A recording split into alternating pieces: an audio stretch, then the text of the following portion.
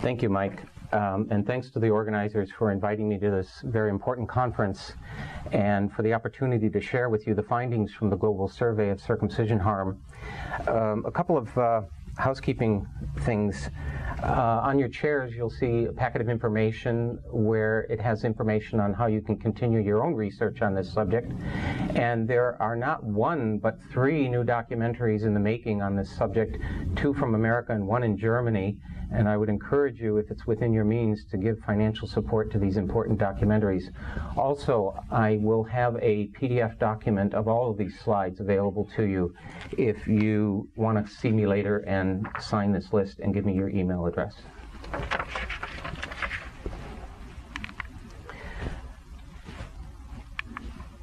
So, a good place to start would be looking at the scope of human genital mutilation.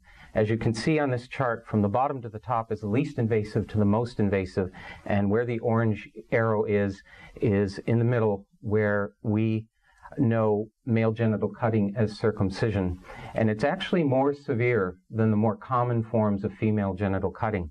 In fact, last year, Sir James Munby stated that circumcision of boys is significant harm and more damaging than mild forms of female genital mutilation. It's known by different names around the world. Here you see photographs of Filipino tuli. In South Africa, if you go to this website down at the bottom, you'll see some pretty horrific examples of what happens each year during their circumcision season, where scores of men lose their penises, lose their lives. In Turkey, it's known as Sunnet or Katan. In other parts of the Muslim world, there are various other names for it. And of course, in the Jewish community, there is Brit Milah, which happens on the 8th day of life. But we in the West know it as circumcision. And the first step in a circumcision in Western hospitals is to strap a struggling infant boy to a plastic board called a circumstraint. And as you can see in this black and white photo, this baby is not crying because he has a wet diaper or because he's hungry. If you were to listen to an audio recording of this, it would be a high-pitched scream that if this were being done to an adult, you would recognize it as screams of torture. The scope of the problem is something also to take a look at here. These are very, very conservative estimates that in the world today, there are over 100 million females who were subjected to some form of genital cutting in their lives, but there are 650 million males. That's 1 girl for every 7 boys. And when you bring it down to a country level like the United States, where there are no central record keeping of the number of circumcisions, the number of complications, the number of deaths, we only have estimates. And currently the estimates are that the annual average rate of circumcision is 60%. And when you look at that, it's over 1 million babies a year, 1 every 26 seconds. And when you look at the complication rates that were estimated by Williams and Kapila of 2 to 10%, we're talking about 1.3 to 6.6 million men in America have some form of circumcision complication, whether they realize it or not. When you bring that out to the global level and you look at just the 4 main circumcising groups in the world, Muslims, Jews, Americans, and some African tribes, it's about 650 million males in the world. And when you apply the complication rate of 2 to 10%, it's between 13 million and 65 million males. But even if you're very, very conservative and just say it's a 1% complication rate, there are still 6.5 million men in the world with some form of complication. And that does not even include other circumcising groups like Filipinos, South Pacific Islanders, Australian Aboriginals, or South Koreans. Unfortunately, I predict that the scope of the problem is going to get worse. I do not know of any formal programs that are promoting female or intersex genital cutting, but there are formal programs to promote male genital cutting, primarily by the World Health Organization and UNAIDS. And it's called the Voluntary Male Medical Circumcision Programs in Africa, where over 6 million men have been conned into believing that this is going to protect them from AIDS, which of course we know it does not. But my concern is that these official programs are going to experience mission creep, where fewer men are interested in voluntarily being circumcised, so they're now pushing it down to the infant level. Or it'll turn into an intergenerational problem where the father was circumcised and he'll then impose it on his son. The attitude behind this is something that Travis Wisdom calls circumcisionism. And like sexism, racism, and heterosexism, circumcisionism is the hegemonic view in society that circumcision is a normative and acceptable practice, and it considers the uncircumcised or the intact male to be unclean, unhealthy, unattractive, unholy, and uncivilized. And individuals who express this view are, of course, circumcisionist. With so many men experiencing problems, so many men being circumcised, you wonder why you don't hear more voices about this. There's actually a lot of factors contributing to that, many of which are ignorance about foreskin functions and benefits, the lack of familiarity with how to identify circumcision damage, lack of appropriate opportunities to document their harm. There's also a phenomenon of psychological adaptation to early life amputation, where people make compensatory use of their remaining faculties. There's also, as many of you are aware, strong cultural, social, religious, and familial pressures on men. There's also gender-based expectations to be strong and not complain. There's a political correctness factor that we men should not complain about our genital harm to not detract from female genital cutting issues. And then there's also strong denial among victims and the circumcisers themselves. And what I'd like to show you here is a brief video which interviews circumcised Egyptian women contrasted with interviews with circumcised American men. And I think you'll see a lot of commonality in the attitudes there. And this is subtitled in English at the bottom. الدين الإسلامي وفي القرى وفي الحتت الشعبية دايما يقولوا إن البنت لازم تتطهر زي الولد بالظبط. احكي لي بقى ده يعني ازاي؟ هل السنة اللي بتقول كده ولا ده تقليد عندكم؟ الوقت الطهارة على سنة الرسول، لازم نجيب الداية طهر العيال، وقت الداية بطلت وتبطل نجيب الوقت الدكتور بيقطع للعيلة. يعني الدكتور هو اللي بيطهر البنت؟ الوقت العيلة لو ما اتطهرتش يكرم اختي تبقى اسم ابنك ما تظبطش. اسمه عمرو. قولي لي بقى، لو كانت جت بنت كنت هتعملي لها، كنت هتختنيها برضو؟ اي كلكم بتختنوهم؟ في ناس كتير قوي طلعت في الاعلام قالت ان في التلفزيون قالت ان الختان ده بيبوظ البنات وكده، انت رايك ايه؟ وهو ما بيبوظش حاجه عندنا، احنا متعودين على كده. طب وما في وما بيحصلش مشاكل خالص للست من الموضوع ده؟ لا، ده متهيألي يعني ان لو هي ما عملتش الحاجه ديت فمش بتبقى طبيعيه. انت لو جات لك بنت هتختني؟ معايا بنت ان شاء الله، اما تكبر هختنها زي ما انت بتقولي كده. طب انت مش شايفه انها بتبقى حاجه قاسيه قوي على البنت ان يحصل لها كده وتبقى كبيره وفاهمه وتتوجع؟ ما هو احنا كلنا كده، وبعدين هي يعني احنا من نهار ما اتولدنا واحنا لقينا الحاجه دي قدامنا. يعني لما بتحصل للبنت ما بتحسيش انها بتأثر عليها، انها لما بتكبر بتقعد تفتكر ان ده كانت حاجه يعني قاسيه عليها شويه ولا لا؟ لا، عادي يعني. عادي عندنا بالنسبه لنا. وبعدين احنا الوقت بقى الطب اتقدم فبنوديها للدكتور، وبعدين ما بتبقاش حاسه بحاجه يعني. دكتور في ايه؟ في مستشفى يعني؟ دكتور في مستشفى، دكتور في عياده خاصه. كان في طلع فتره كده قالوا ان الختان ده غلط وعلى الصحه. ما منعناش اصلا، ما منعناش، لان البنت لازم تتختن، لازما ما اثرش عليها خالص. ده ياثر على ده مقتنعين بيه ليه؟ مقتنعين بيه عشان احنا طلعنا لقينا كده كلنا كده. طيب انت ختنتي بنات قبل كده؟ معايا 4 يوم ختنها. انت بنفسك ولا رحتي للدكتور؟ لا، ده كانت واحده دايه هي اللي بتختن. لكن ما فيش واحده صاحبه واحده ممكن تختن بنت؟ لا، ده واحده مخصوص ومعروفه في البلد. ولسه موجوده؟ موجوده. ولسه بتختن لغايه دلوقتي؟ لغايه دلوقتي. كام بقى؟ اي حاجه بتاخدها ترضى بيها، 10 جنيه يعني كل واحد بما قدرت. ما بتوجعش البنت بقى وهي بتختنها؟ لا، بتختنها وقعدتها في ميه سخنه وكله عادي. ما بتصرخش وتعيط بتصرخ، بنمسكها وبتقطع لها. ولما تمسكيها وكده ده ما يأثرش على نفسيتها؟ بتأثر، بس بقى بعد كده بتروق. خلاص ما بتفتكرش الموضوع ده ما بتكبر؟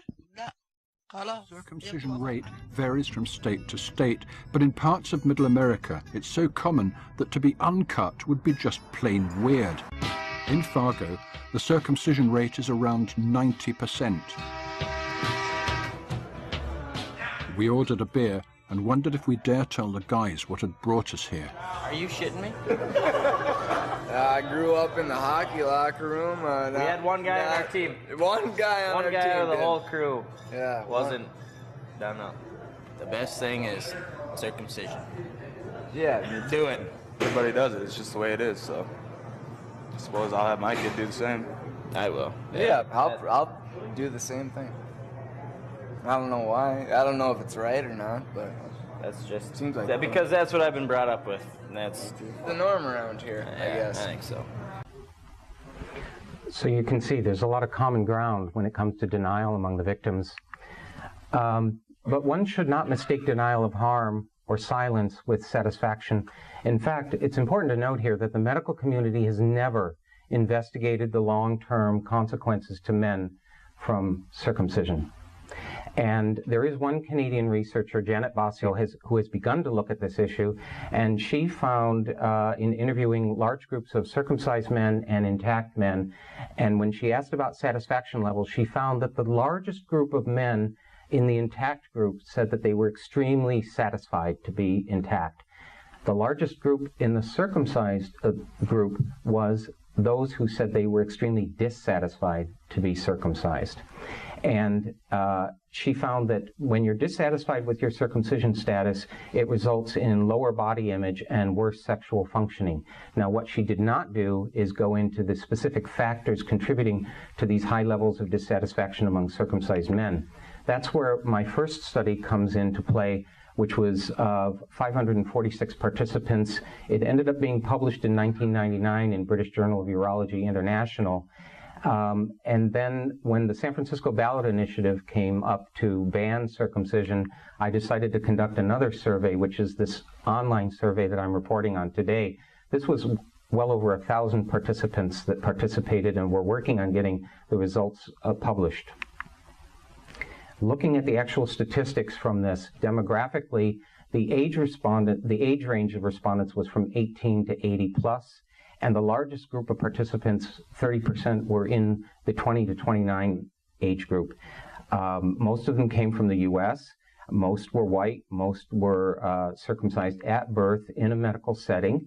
Most came from Christian families. But I want you to look one row down to the current religious identification of the respondents. You see, 71% said they came from Christian families, but 32% said that they currently identify themselves as Christian.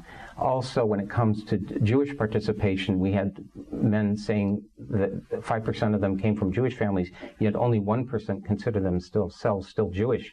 This is an important factor because one of the big arguments used to support circumcision is this must be done for religious identification. But we're seeing here that children do not always follow their parents' religion. And more demographics, the majority of the participants were heterosexual, most were married or living with a partner, most were highly educated. A high percentage of men had a high degree of knowledge about foreskin functions and benefits and how to identify circumcision damage. And 76% of the men who responded reported knowing other men with circumcision damage. So these men are by no means isolated. The most disturbing statistic that came out of this for me was the age at first awareness of circumcision damage. And you can see here that 60% of the respondents reported knowing about their circumcision harm before reaching the age of 19. And more alarmingly, 25% learned about their circumcision damage before the age of 13. We need to pay attention to this. Looking at the specifics of what kinds of damage men were reporting, we see here, that, of course, that 100% of the men reported a partial or total loss of the foreskin and 72% loss of the frenulum, which is a highly erogenous amount of tissue under the head of the penis. We also had skin bridges, 63% prominent circumcision scars, and you'll see in the following photos some examples of this. These were photos of that men actually submitted to the survey. And you can see here in the upper left corner, this is irregular scarring. This area here is called a skin bridge. We'll have a video very shortly of a man describing how this impacts him. This is drastic skin tone variance on either side of the circumcision scar. This is something known as buried penis, when more shaft skin is taken away and the body of the penis retracts into the body itself.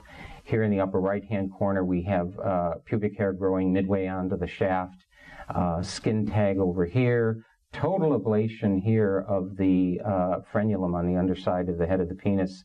And this lower right corner is an example of a tight, painful erection. There's absolutely no skin mobility for this man upon erection. Again, here next to this is prominent circumcision scarring. These two photos here, I had never seen this before until this survey, and I had to consult a physician friend of mine as to what this represents. This is permanent crease, an indentation across the head of the penis. This is because the head of the penis was caught in the circumcision clamp, and these men are lucky not to have had completely severed glands, which is much more common than you would think. And then this photo here with the hand in it is an example of meatal stenosis. This happens exclusively in males who were circumcised as infants. It's when the urinary opening closes from irritation, and many boys need a surgical reopening called a meatotomy. This gentleman, I'll let his words speak for themselves. He says, "My parents wanted me to be cut because they're very religious people and thought uncut atheists were bad people. The cutting was not very good, and this is what I have now. I suffer because of my cock, and I'm virgin." This is a partial degloving of the penile shaft skin as a result of his circumcision. Looking at sexual damage here, we can see that 75% of the men reported a dry keratinized glands from the lack of protection of the foreskin. 67% had an insensitive glands due to the same reason. 59% reported excess stimulation needed to achieve orgasm. And the next two statistics are very telling to me, because 41% said they experienced delayed ejaculation because of their circumcision, yet 18% reported premature ejaculation. This is a testament to how highly individualistic the harm of circumcision is, and we find the same thing with female circumcision. You saw in that earlier video, these women think everything is fine. They're not missing anything important, and the same phenomenon exists with circumcised men. This is a video of one man's testimony of how he suffered from skin bridges. I am a 21-year-old man, and there is something terribly wrong with my penis that was caused when I was circumcised. After the surgery and everything had healed on my penis, the procedure left behind a permanent dermal adhesion between the glands of my penis and the shaft of my penis. Some people would call this a skin bridge, but the medical community refers to these things as adhesions. When adhesions are present after a circumcision, such as in the case of mine, they are there permanently. For my entire life, I have been experiencing physical discomfort because of the adhesion. As my body began growing, the adhesion did not follow suit, leaving me with painful and restricted erections. I always remembered discomfort in my penis at a younger age, but the increasingly tight skin began causing strong pains at the age of 14. I remember all too well the sensation of the skin of my penis trying to rip itself apart every night from the erections that I could not control. At age 16, the bridge became so tight that I could no longer experience full erection due to the pain. To this effect, I have been impotent now for 5 years. Every time I see circumcision in the news or in the media and there is debate, I feel like there's a voice missing. Everyone talks about what is lost or the theorized benefits, but nobody ever talks about confirmed damage. This is what I would like to change. To this end, I'm starting the cascade. I'm going public with this confession in a form of media that will never disappear and spreads very quickly. I feel that if someone who has been badly damaged both physically and emotionally by what is supposedly supposed to be a preventative health measure would speak up, then so would others who suffer from similar problems in all states of health and function in between.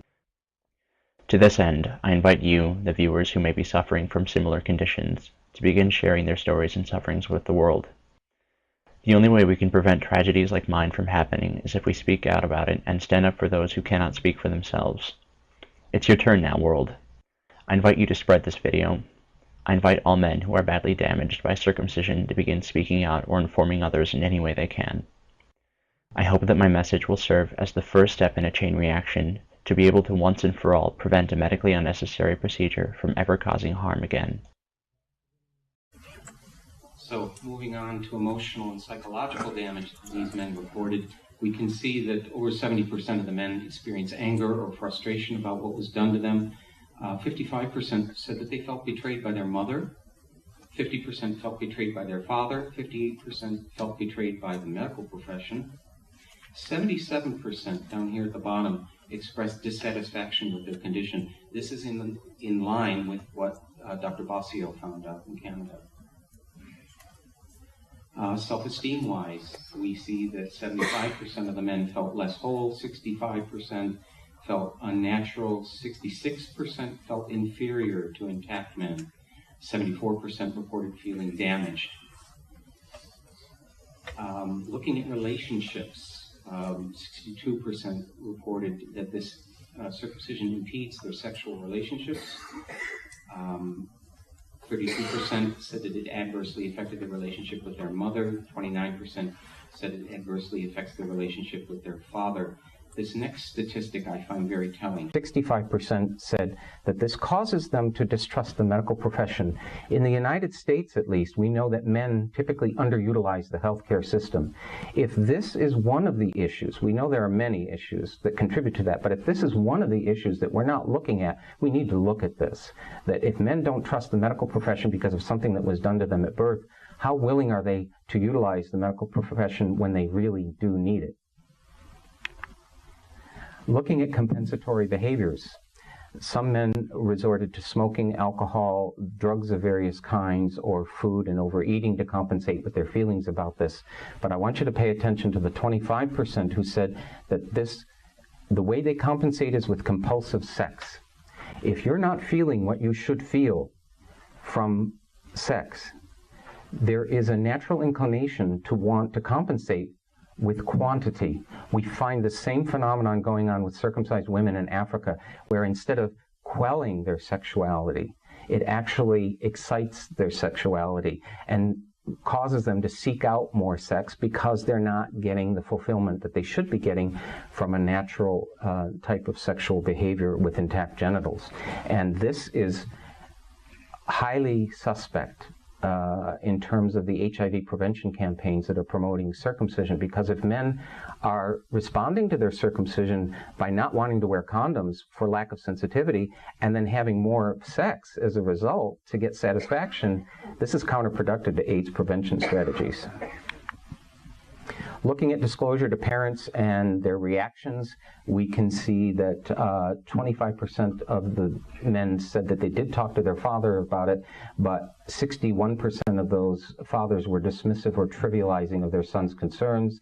Slightly more men, 40%, were willing to talk with their mothers, but we also see 55% of the mothers were dismissive or trivializing of their sons' concerns. As for seeking professional help, it's not surprising that 64% of the men said that they did not seek out professional help. And when asked about the reasons for it, we see that 40% felt too embarrassed, 27% feared ridicule, and 38% felt hopeless about the situation. And of those men who did go see professionals, in the lower right corner, the various types of professionals you can see that they went to, only 25% were unsympathetic or dismissive of their clients' concerns. But of the 29% who were judged to be sympathetic, they didn't have any resources to refer these men out to, because there's nothing that exists yet for men to deal with their circumcision issues. Beliefs about penalties that should be done to circumcisers, you can see it's all over the court here. Some believe it should be fined by law, have their medical licenses suspended or revoked. They believe that the circumciser should be imprisoned. 17% checked off the other box and then wrote in their own responses, which I found some of these really interesting. Some said that these circumcisers should be registered as sex offenders, subjecting these circumcisers to unconsenting genital surgery themselves, cutting off their hands, death penalty. It's all over the board, but the more reasonable approaches were suggested that the punishment should be decided by legal professionals in line with human rights law. Talking about circumcision, one also has to mention foreskin restoration. And when I asked the men about whether they knew about this, we see that a high percentage of men, 96%, said that they did know about foreskin restoration, and yet only 85% were actually considering doing restoring their genital integrity through manual restoration methods, and that figure drops even lower to 73% who are actually engaged in the process of restoration. Yet, of those men who were doing restoration, we can see here that 88% said that they will probably have to spend the rest of their lives trying to approximate the look, function, and feel of a real foreskin. So clearly we have a problem, and I have some proposed solutions here. First is to name the problem.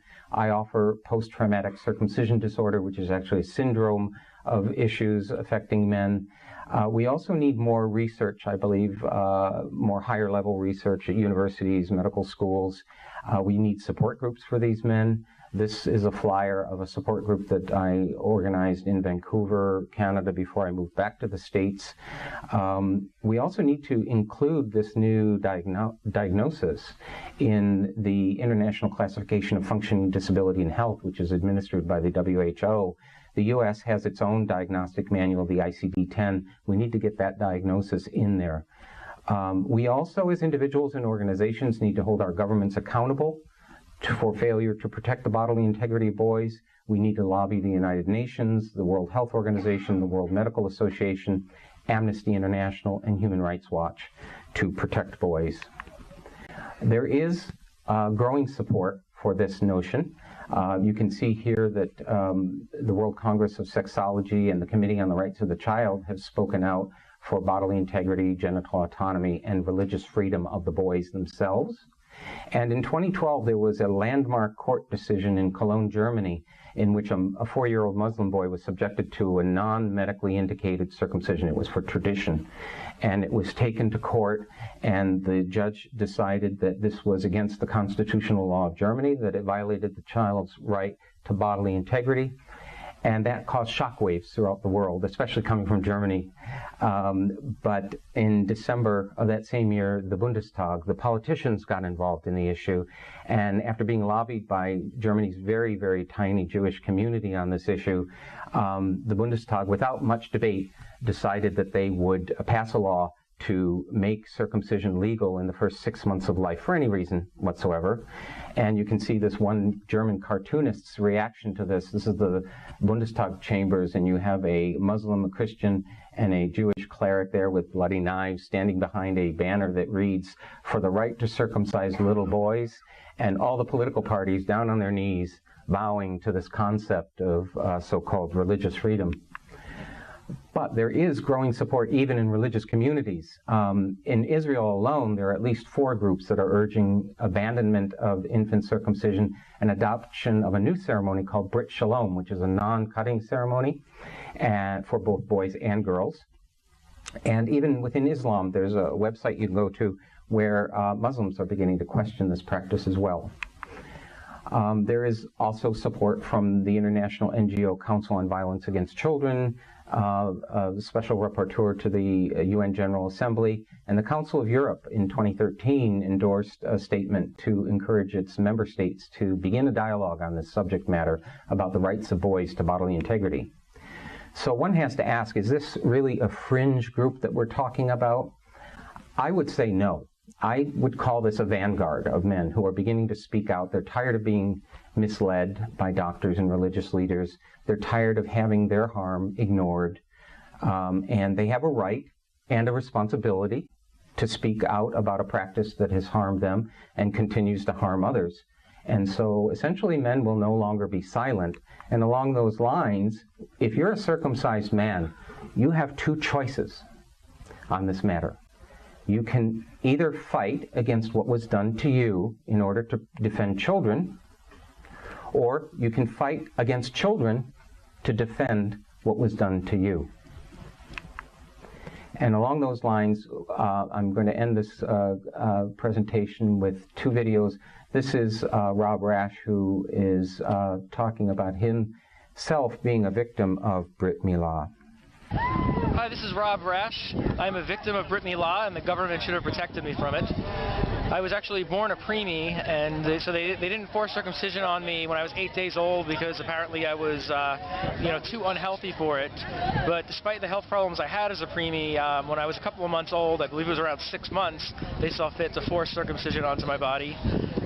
Basically, one of my relatives held me down. A fanatical Jewish religious cleric known as a moil forcibly removed the most sensitive parts of my penis without my consent. And when this was done to me, it violated my human rights to bodily integrity, security of the person, human dignity, bodily autonomy, sexual autonomy, and freedom of religion. My religious freedom was violated. I actually chose as a teenager not to be Jewish, and I don't consider myself to be Jewish, but I'm still forced to have a religion that I don't believe in carved into my body. It should have been my choice at the age of 18 to decide whether or not I wanted to have the most sensitive parts of my penis amputated from my body. I would have definitely refused to be circumcised. I wish that I was intact. So basically, the government should be protecting people. They should be protecting boys and intersex children from forced genital mutilation, just as they already protect girls. The Constitution guarantees every citizen of the United States of America equal protection under the law. So it's time that the government started protecting all of us. I am a victim of Brit Milah, and the government should have protected me from it. Thank you for a powerful statement, Rob Rash. You're welcome. And the government will protect you and men like you someday. We are going to make it happen. This is the United States of America. We are free people. We don't do such a horrible thing to free people. It's time to start acting like a free country and end forced genital mutilation. Let people decide for themselves after they're 18 what they want to do with their genitals and what they don't want to do with their genitals. And thank you for being here with the bloodstained men and their friends. Thank you for having us here. At the 21st Annual Genital Integrity Awareness Week. As you know, we're here at the White House. And we are demanding justice for American men. We're demanding justice for American men, and we're demanding the right to genital integrity for all. Thank you again, Rob. Thank you. And finally, I'll let this young man speak for himself. His name is Zechariah. He was circumcised at age 10 in his home country of Egypt. And this is an hour-long video. Obviously, we don't have time to play it all. But in this hour, he talks about all of these different factors of how he's been adversely affected. He suffers from post-traumatic stress, recurring genital pain, visceral flashbacks about the experience. He has an intense desire for revenge. He has a sexual compulsivity, loss of self-esteem. He's had suicidal and homicidal ideations. He feels betrayed by his parents, especially by his mother, which leads him to hold some misogynistic attitudes about women. He has antipathy toward doctors. He also expresses anti-Semitism for his belief that this all came from the Jews, which, as a point of correction, it did not begin with Jews. It began with the Egyptians before the Jews adopted the practice. But I'll play the first 9 minutes of this video, and his story is very telling of the harm that's inflicted.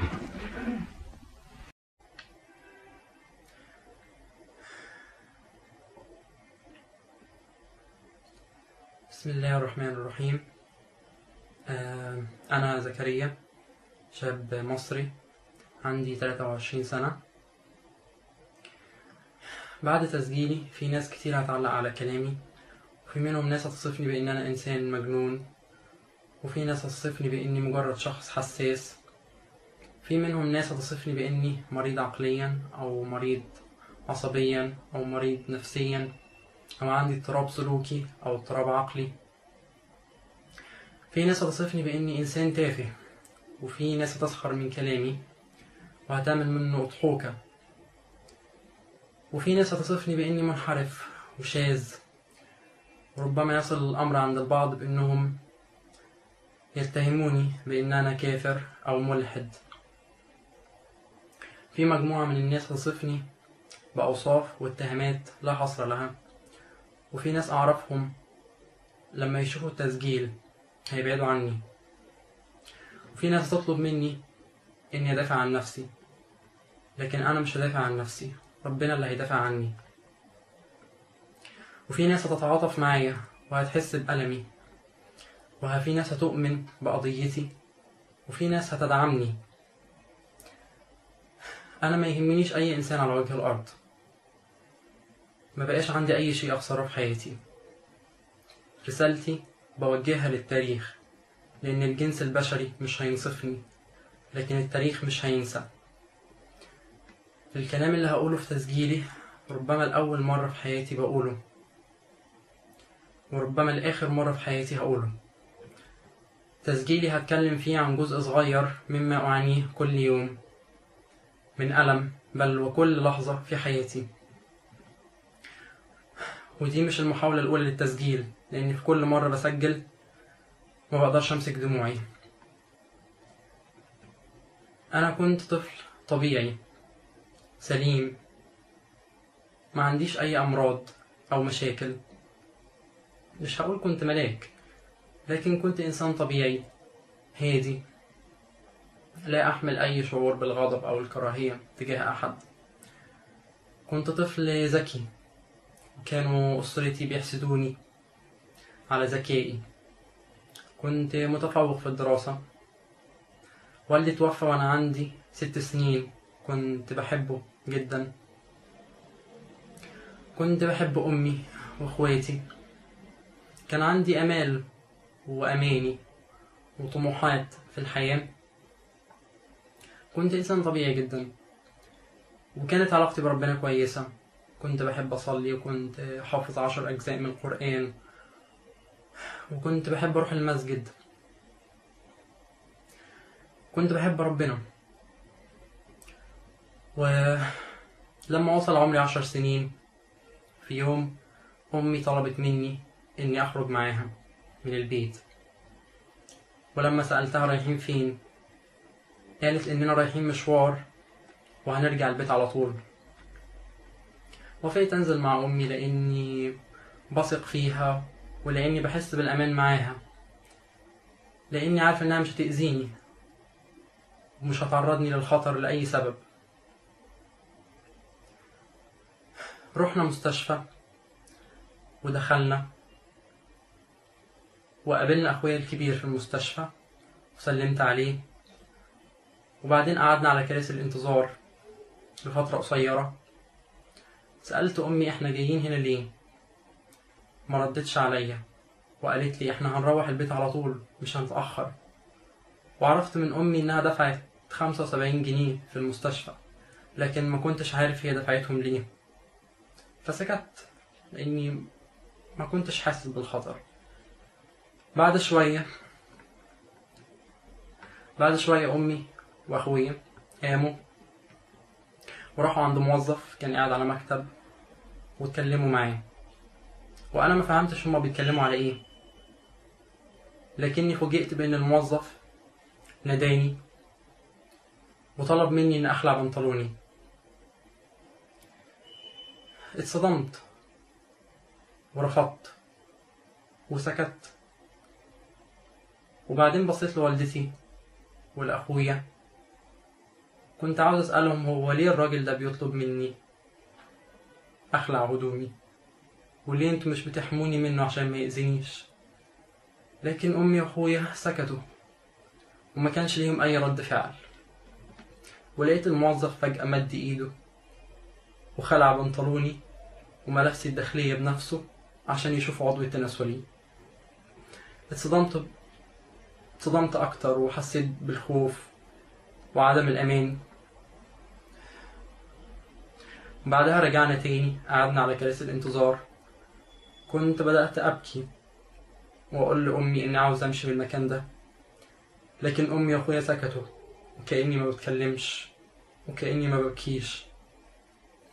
بعد شوية لقيت دكتور كان خارج من أوضة العمليات وقال لوالدتي إنه جاهز. ما كنتش فاهم هو جاهز لإيه، ما كنتش أعرف. لقيت أمي بتشد إيدي وبتقول لي روح مع الدكتور، وأنا رفضت وكنت ببكي بشدة لحد ما لقيت الدكتور شدني من إيدي ودخلني أوضة العمليات وقفل الأوضة. ساعتها بدأت بالبكاء الشديد وبدأت دموعي تنزل وأنا مصدوم مش عارف أعمل إيه. لقيت 4 أشخاص جوه الأوضة، منهم دكتور شاب وممرضة، هما اللي مسكوني ونقلوني على السرير ونيموني عليه وأنا ببكي. كان في دكتور كبير في السن على شمالي ودكتور وشاب ممرضة قدام رجلي ودكتور شاب على يميني.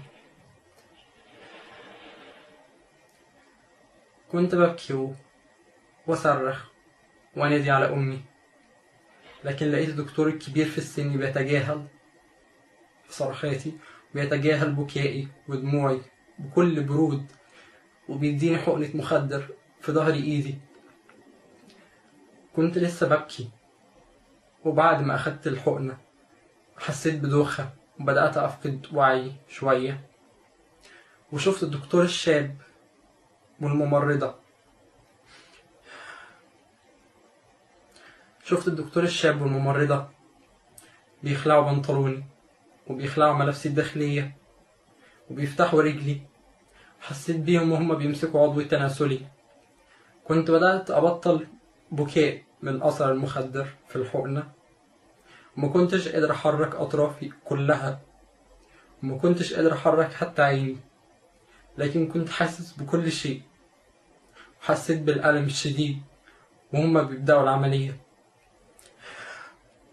حسيت بيهم وهم بيقطعوا عضوي التناسلي، وبعد دقائق من العملية فقدت وعي تماما.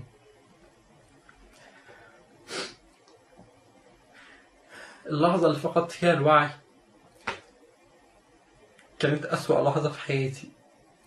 حسيت بإني فقدت كل شيء في حياتي. حسيت بإني فقدت الأمان وفقدت الثقة في أمي اللي كنت دايما عارف إنها تحميني من كل خطر، من كل أذى، وإنها ممكن تعرض حياتها للخطر عشان تحميني. حسيت بالغضب الشديد والرغبة الشديدة في الانتقام. حسيت بالعجز عن حماية نفسي.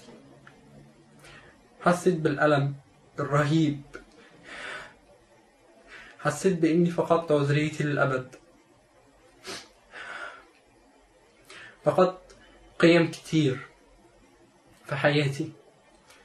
فقدت قيمة الأمان، فقدت قيمة الوفاء والصدق والثقة والحب.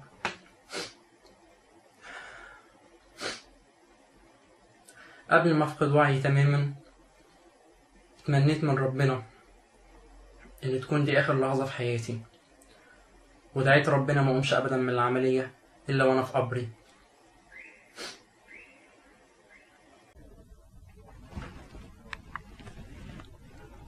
Thank you.